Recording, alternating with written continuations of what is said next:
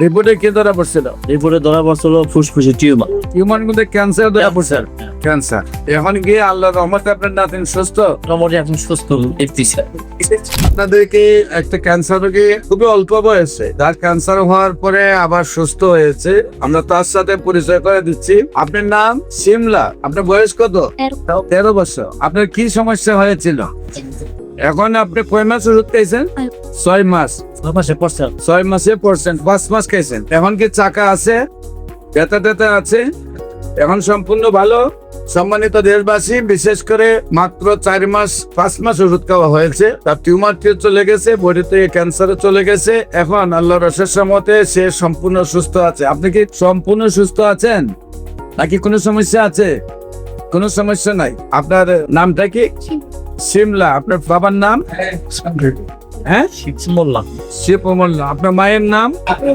রুমি বেগম। গ্রাম? আচ্ছা, থানা? জেলা? আপনার সাথে কে? না, আপনার নাম কি? মোহাম্মদ আলী হোসেন। মোহাম্মদ আলী হোসেন। আপনার কি হয়?